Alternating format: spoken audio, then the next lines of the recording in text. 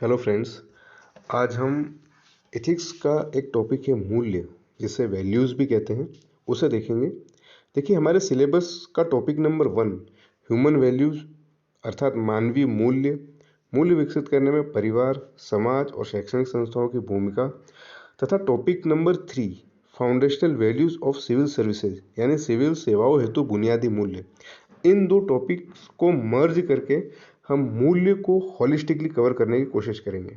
तो सबसे पहले देखते हैं कि मूल्य क्या होते हैं। देखिए, मूल्यों से तात्पर्य है विश्वास, आदर्श व आकांक्षाएं जो व्यक्ति के आचरण में सद्गुण के रूप में व्यक्त होती है। अर्थात जो जो कुछ व्यक्ति के चरित्र में अच्छी बातें, अच्छे मूल्य हैं, वो सद्गुण के रूप में व्यक्त होते हैं। इन्हें हम एक उदाहरण से समझ सकते हैं कि विद्यालय जाते समय बच्चों द्वारा अपने बड़ों के चरण स्पर्श करना पारिवारिक मूल्य कहा जा सकता है।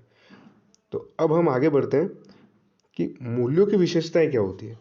देखिए, मूल्य सार्वभौमिक होते हैं यानी कि यूनिवर्सल होते हैं, ये अमूर्त होते हैं यानी कि एब्स्ट्रैक्ट होते हैं, प्राय न्यूट्रल यानी तटस्थ होते हैं, सामाजिक आदर्श होते हैं, समय अनुसार इनमें चेंजेस देखने को मिलते हैं, स्थान व परिस्थिति अनुसार भी ये परिवर्तित होते हैं।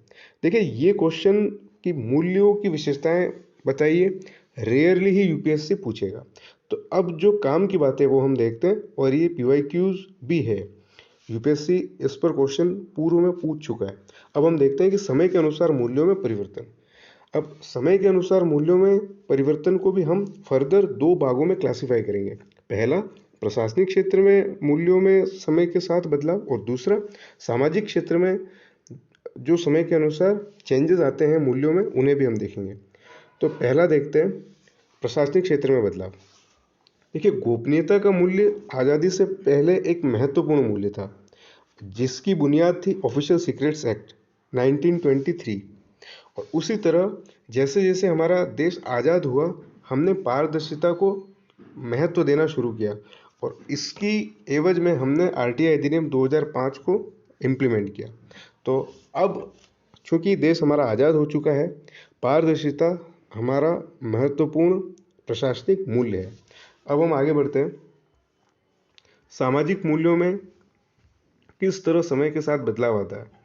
तो प्राचीन काल में पितृसत्तात्मकता यानी पैट्रियार्की एक महत्वपूर्ण सामाजिक मूल्य था, जबकि जैसे जैसे हमने आधुनिकता को अपनाया, वैसे वैसे जैसे जैसे हम आधुनिक होते गए, हमने फेमिनिज्म यानी कि नारीवाद जैसे मूल्यों को अंगीकार किया। इसका एग्जाम्पल हम देख सकते हैं कि प्राचीन भारत में पर्दा प्रथा का प्रचलन प्राय आम था, लेकिन वर्तमान में पर्दा प्रथा प्राय समाप्त होने की स्थिति में है। तो अब हम कह सकते हैं कि अब हम कह सकते हैं कि मूल्य समय के अनुसार समाज और प्रशासन दोनों ही क्षेत्रों में परिवर्तित होते हैं। इसी तरह हम आगे बढ़ेंगे कि प्रशासनिक क्षेत्र में स्थान के अनुसार किस तरह मूल्य परिवर्तित होते हैं, और फिर आगे देखेंगे कि सामाजिक क्षेत्र में किस तरह स्थान के अनुसार मूल्य परिवर्तित होते हैं।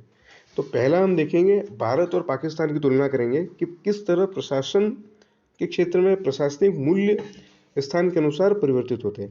पहला, पाकिस्तान। जैसे आर्मी द्वारा शासन में दखल देना बेहद सामान्य बात है। जैसे 1958 में अयूब खान द्वारा तख्ता पलट करना पाकिस्तान के प्रशासनिक मूल्य को दर्शाता है, जबकि भारत में आर्मी प्राय शासन में दखल नहीं देती है। ये भारतीय लोकतांत्रिक मूल्य यानी कि डेमोक्रेटिक वैल्यू का परिचायक है कि हम आर्मी को और जो हमारी प्रशासन और शासन है, इन दोनों के बीच में एक दीवार को अभी भी बनाए हुए हैं, और ये हमारे डेमोक्रेटिक मूल्य को स्ट्रेंथन करता है। अब आगे बढ़ते हैं कि सामाजिक मूल्यों में किस तरह स्थान के अनुसार परिवर्तन देखे जा सकते हैं। एक तो अमेरिका में हम देखते हैं कि डिवोर्स और मल्टीपल पार्टनर का चलन प्राय आम बात है, लेकिन भारत में तलाक और मल्टीपल पार्टनर सामाजिक मूल्यों के खिलाफ माने जाते हैं। तो देख सकते हैं कि किस तरह से एक स्थान परिवर्तित होने से समाज के मूल्य और वैल्यू सिस्टम किस हिसाब से बदलते हैं। अब हम एक नया टॉपिक जो अभी तक यूपीएससी ने आई थिंक पूछा नहीं है कि परिस्थिति के अनुसार मूल्यों में किस तरह से बदलाव देखने को मिलता है, किंतु हम एक कदम आगे जाकर इस टॉपिक को भी कवर करने की कोशिश करेंगे। अब इसे भी हम दो हेडिंग में बांट कर देखेंगे। पहला, प्रशासनिक मूल्यों में चेंजेस, और परिस्थिति अनुसार सामाजिक मूल्यों में किस तरह से बदलाव देखने को हमें मिलते हैं। तो आइए देखते हैं प्रशासनिक मूल्यों में परिवर्तन परिस्थिति अनुसार। तो हम देखते हैं कि सामान्य काल में शक्ति विकेंद्रीकरण एक महत्वपूर्ण प्रशासनिक मूल्य है, किंतु जैसे ही आपातकाल यानी आपातकाल इंप्लीमेंट होता है तब केंद्रीकरण की प्रवृत्ति आ जाती है। सारी शक्तियां केंद्र सरकार अपने अधीन कर लेती है, जबकि सामान्य काल में हम देखते हैं कि राज्य सरकारें और केंद्र सरकारें अपने अपने डोमेन में अपने अपनी शक्तियों का इस्तेमाल करती है। इसका एग्जाम्पल देखा जा सकता है कि सामान्य काल में जो 7वीं अनुसूची है उसमें शक्तियों का स्पष्ट विभाजन हमने देखा है, किंतु जैसे ही अनुच्छेद 352 यानी कि राष्ट्रीय आपातकाल की उद्घोषणा होती है तब केंद्र सरकार अत्यंत शक्तिशाली और मजबूत हो जाती है।